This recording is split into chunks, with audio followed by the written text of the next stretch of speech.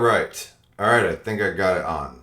And if I sound weird or bad or echoey, besides just being cloudy in the head, let me know. So I'm Eureka John. This is Eureka Street Crypto Hub, and I'm broadcasting live from Leander, Texas on Theta TV. And I do this every morning. It's 5:43 in the mornings and August 31st, 2021. And it's episode 252. I'm racking them up, aren't I? Yes, this is my crypto video blog, and this is all it is. Nothing more, nothing less. And every day I just talk about something else that I've learned new in crypto. Just podcasts I listen to, articles that I come across, and stuff like that. Nothing formal. This is just, just my time to talk about crypto before I have to go on and be a dad, a husband, an employee, a person trying not to be angry in traffic and all that type of stuff. The things that we have to do in the day to ensure our survival. So, yes, I do have a day job and I don't plan on quitting it anytime soon. So you can, thank your lucky stars for that. And let's see what else. I'm not really sponsored by. I'm not sponsored by anybody, and I'm not shilling anything. Although I do make some content for some people, and I do receive money for that. But that has nothing to do with this. And this show is completely independent. So I think I would like to keep it that way. And it kind of allows for the free flow and experimentation of ideas. I don't have to live up to anybody else's expectations. I kind of use this show as a little bit of a sandbox to test out ideas, concepts, technical things, such as the green screen behind me that's making everything black and stuff like that, I went to the Dollar Tree store, got a bunch of poster boards, spent $5.07 on a green screen on the back. So, and I use free OBS software to broadcast with. Absolutely free. So everything I do is on a total low budget. Like probably spend more on lunch. So see, you can do all this stuff at a low cost of nothing. And a lot of times when I do edit video and stuff, I use Open Video. I use free video editing software. There's free animation software, but I happen to have a copy of After Effects that I had from an old job of mine way back in 2005. I'm using Adobe CS5, which is really old. So one of these days I'll maybe upgrade my software, but in the meantime. And then for sound editing, I use Audacity, which is the free open source sound editing software. So I'm doing everything pretty much free.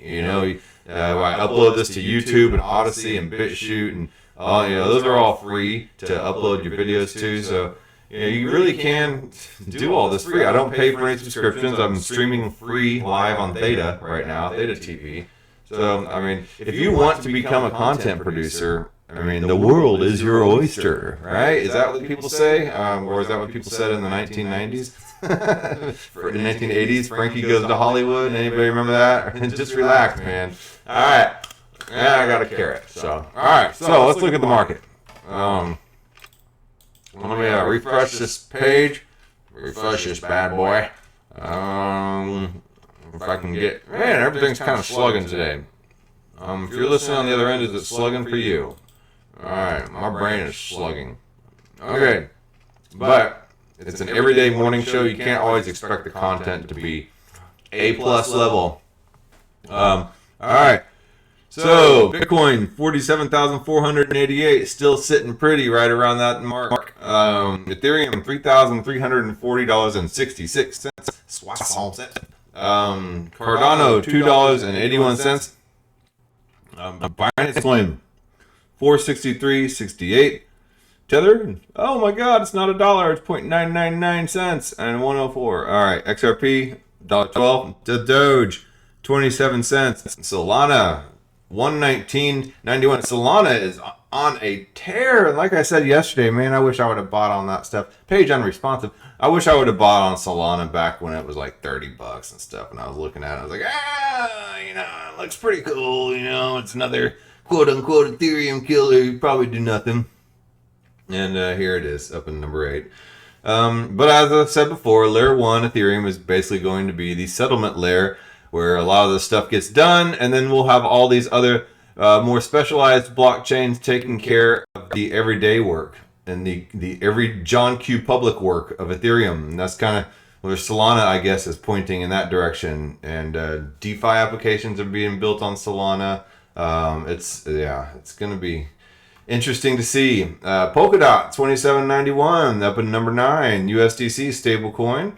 Uniswap 2818. Terra also doing very well. 3334 up in the number 12 spot. And Binance USD at $1 because it's a stablecoin.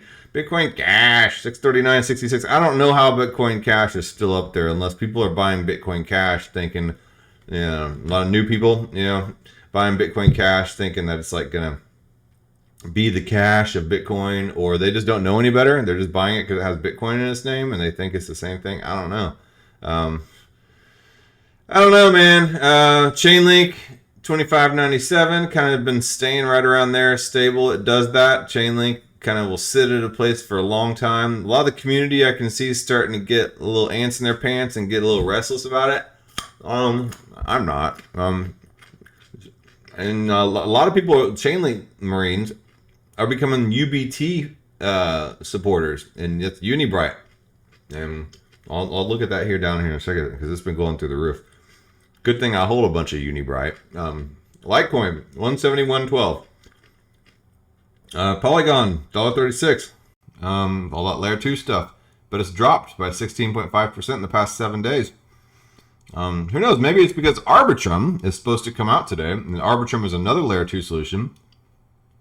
A lot of people who would normally be playing around on Polygon are the type of person that would get ready and get all their assets ready to upload to Arbitrum when it launches, because Arbitrum is going to start out and launch with roughly about 73 different DeFi applications up on that layer 2 solution.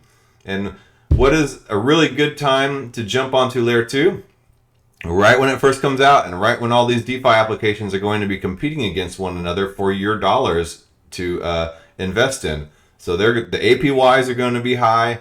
They're going to be running special offers or whatever. I don't know, but it should be interesting to see what happens when Arbitrum launches today. And some people have criticized that the Arbitrum team for waiting for the very last minute of their launch trajectory, saying that's not a good sign. Either that means they're not fully prepared and they're waiting till the very, very last second to cut that rope, or it's a stroke of genius in that they're building up so much hype and waiting till the very last minute to cut that rope and allow everybody to come flooding into that layer 2 space. And like I said, the people that would normally be jumping around on Polygon on all these DeFi apps, like I've been doing, they are the type of person that would also wait in line to jump up on the Arbitrum space as well. So yeah, so maybe it's pulling some of the business out of Polygon Matic because these people are waiting to go on Arbitrum. So I don't know. Yeah, interesting stuff. I don't know. So Ethereum Classic, that's just my theory. 6289, another one. I don't have no idea how it's still in existence right now. I don't know if anything that Ethereum Classic's been doing, but somehow in the top 20.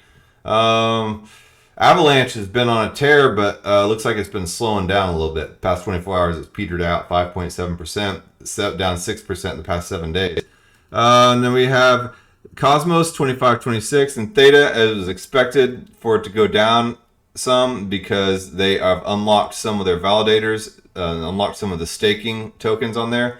They're releasing them in order to pay their devs, in order to pay the marketing department and stuff like that, because they are working on some pretty big new stuff for their network, and they need to be able to fund that without going to outside sources. So they're funding it inside and bootstrapping themselves. So, all right, so let's see here. Aave 369.17, the graph 87 cents. All right, so let me go on down here to Unibrow and take a look. Oh, Quant Network has also been blowing up lately, and that's another one I'm glad I have. And then let's go down to Unibright. Where'd you go, Unibright? Zillica's at 11 cents. Oh, interesting. All right, and let's see. Unibright's still not in the top 100. So let's see where Unibright is. UBT, and this is one of the first non-Bitcoin and Ethereum projects that I bought into, and it was the first project I ever kind of volunteered for. I became an ambassador for Unibright back, like, I guess maybe April of 2020, yeah. And now it's sitting at 354. Back then it was sitting at like 10 or 12 cents. And I bought a nice little handful. I've sold some off and gotten some gains, but I'm glad I didn't only sold a tiny fraction of them off, because now they're sitting at 354 a piece. They are rolling out with the baseline protocol, base ledger, baseline protocol and base ledger and all that stuff. It's kind of a way to standardize blockchain protocols and stuff like that, and DeFi for enterprise. And it allows enterprise to use blockchain without needing coders or developers.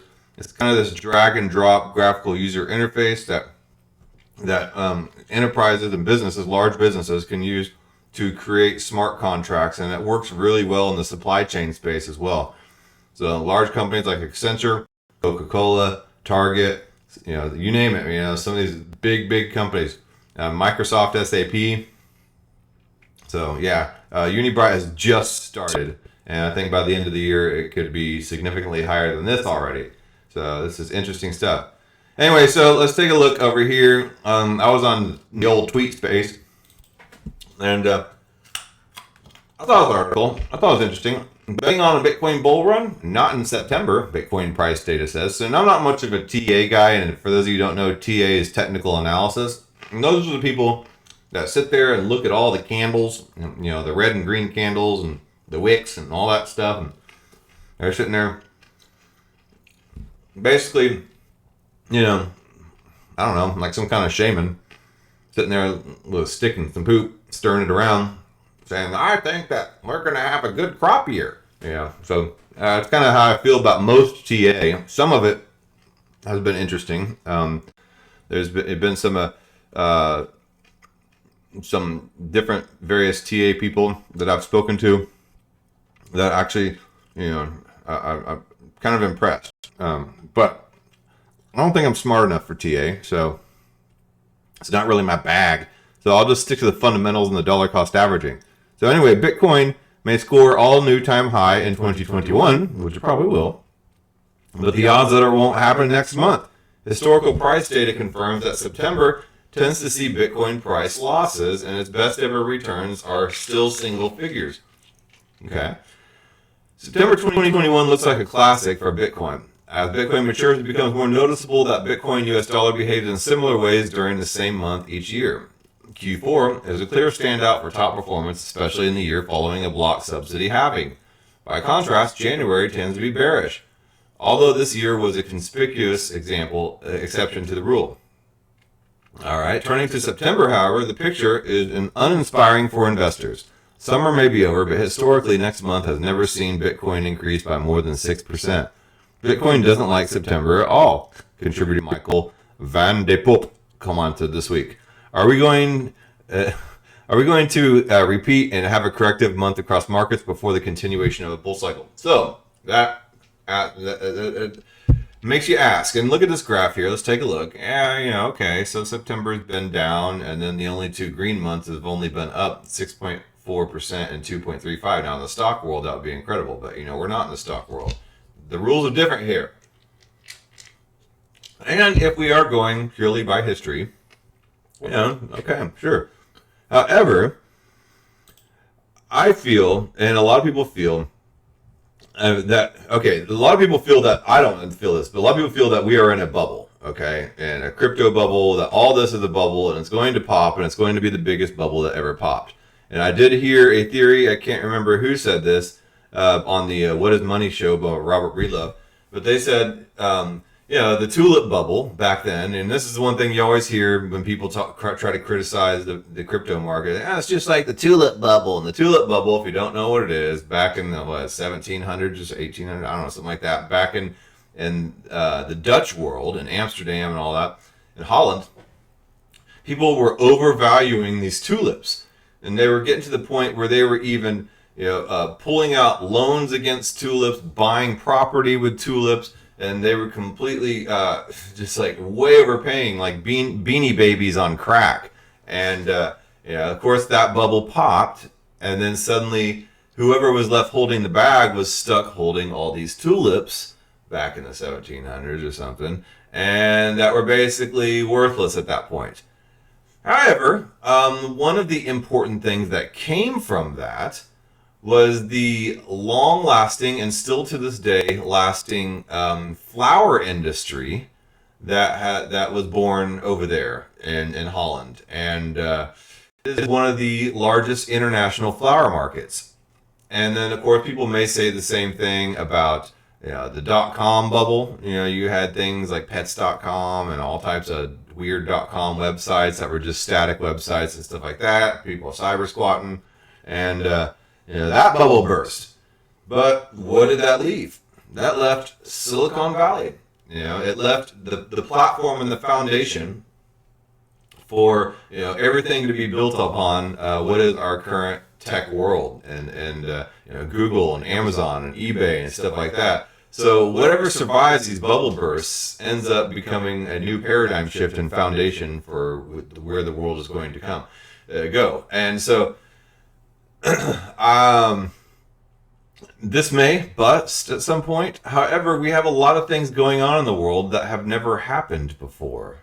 We have all this current situation with people, this thing that's going around, and this thing that they're trying to put in your arm. I don't want to say it because YouTube's going to censor me, but we have a lot of changing industry. We have institutions suddenly jumping in this space like they've never done before.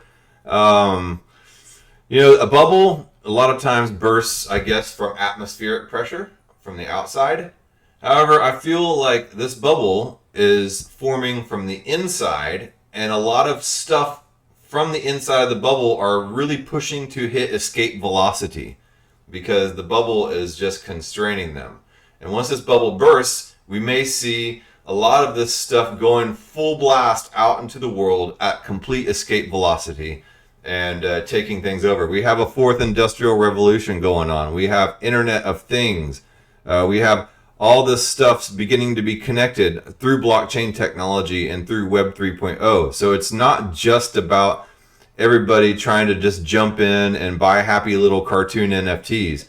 NFTs are a way to cryptographically attach value to a real world asset. It's not about art. I mean, it is originally about art, but and then all that connects to the blockchain. So the technology is more than just about Bitcoin and about just, being able to do a transaction in a decentralized manner, which is good.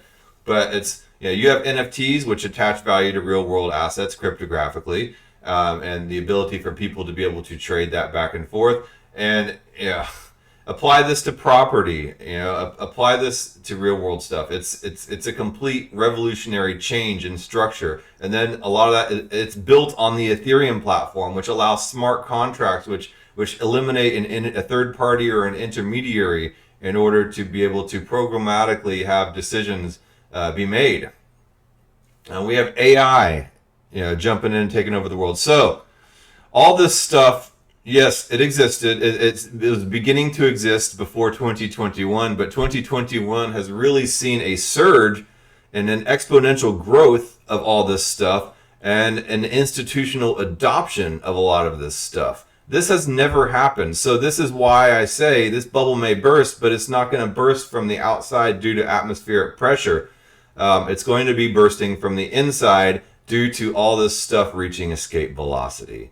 And all this stuff wants to get away from the current economic system, which is constraining it, and the dollar, which is constraining it, and this oppressive banking institutional system that is constraining it. This systematic pressure that is pushing from the outside just needs to be destroyed. The systematic pressure that is constraining all this stuff inside the bubble just needs to be destroyed so it can be released. And when that happens, we'll see what happens. So that's why I'm kind of questioning whether this September will follow the same pattern, because there is a lot of stuff right now on the edge, teetering on busting out. And we'll see what happens. So we have school just coming in. A lot of these mandates are trying to be forced on us, and people are starting to realize a lot of the stuff that is going on is a complete scam. So. And a lot of people are having these shingles come off their eyes and are seeing what's going on, and they want to escape the current situation as much as they can. So we'll see. Anyway, so better luck in Q4. September is already tipped to deliver a lower price zone than August, something that Plan B, creator of the stock-to-flow Bitcoin price model, said is merely a data technicality. Bitcoiners may not need to grin and bear it for long, however, as October tends to deliver much more convincing momentum. Yet for the meantime, it seems that the retest of all-time highs will need to wait. At the time of writing, Bitcoin USD traded at $47,600, having lost around 1.6% in the past 24 hours. Interesting stuff, man. So yeah. Anyway, I wanted to take a quick look at one other thing before I finished, and I kind of went on a little rant there. I use Zerion, and Zerion is one of these wallet aggregator apps, and I use it on my phone. I just pulled it up on here so you could see. I put it on one of my wallets that doesn't really have anything in it. It just has a little bit of Ethereum. I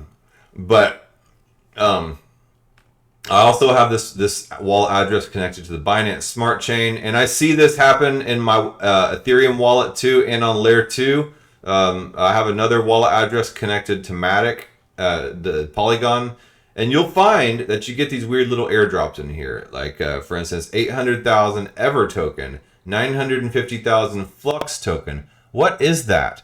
And Hashoshi pointed out as well.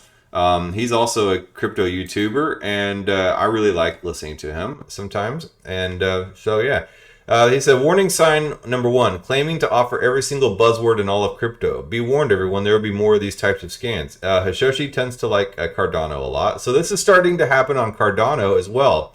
And I've seen it on Binance Smart Chain, and I see it in Polygon Matic, and I see it on Ethereum. You suddenly get some weird airdrop and stuff like that. And you see all these tokens in your wallet, so you go to check it out. Some people, I believe, have received in your Cardano wallet something called like the Flano or so. Flano Swap claims to do it all. A DEX, an NFT marketplace, a launchpad, a token farm, and a wallet. Wow, that's a lot of buzzwords. So it could be the Cardano's first rug pull. And what is a rug pull?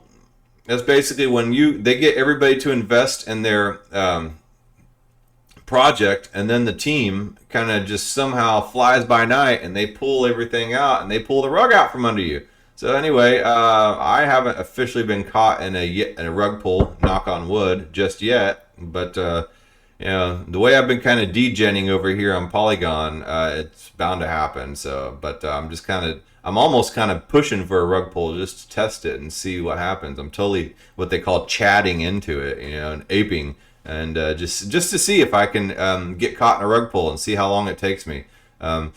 It's not if, it's when. So they claim to have a beta version out for their wallet. However, when you try to recover your wallet, it states that the wallet is invalid.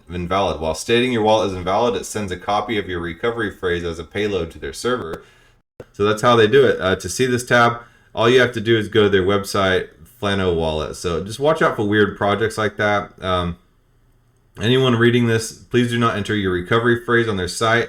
There will be a lot of these things that will say, you have to enter your recovery phrase, or you have to pay such and such amount for a fee in order to get the rest of some kind of airdrop or whatever. Don't fall for this type of crap. He said, this to me is the first rug pull of many on Cardano. This goes further than being incompetent. They recently had a team page that was full of AI generated people from thispersondoesnotexist.com. What is that? Okay. So yeah, they're kind of exposing this rug pull that's happening on Cardano. So now Cardano is finally graduating. They're getting some applications, on their platform, and they're gonna, along with getting working applications, they're gonna get these scams too. So they're moving on up. All right. So before investing in a project, see if it's named after any type of food. This is the first red flag. And if you don't understand the context of that joke, I mean, it's not really that much of a joke. Back in 2020, in July, they had the DeFi era, and a lot of new DeFi programs were coming out on Ethereum, and it was new, it was hot, it was amazing, and somehow all these DeFi programs started becoming named after food, and then everybody started copying and pasting these DeFi programs, and then they would have rug pulls and scams and everything like that, and people were jumping in these 9,000 APY projects, named after some kind of food basically, and then they would get rug pulled. So and there was no security checks or anything on that, and yeah, it was kind of a mess. So all right, so let's say here, let's moving down here.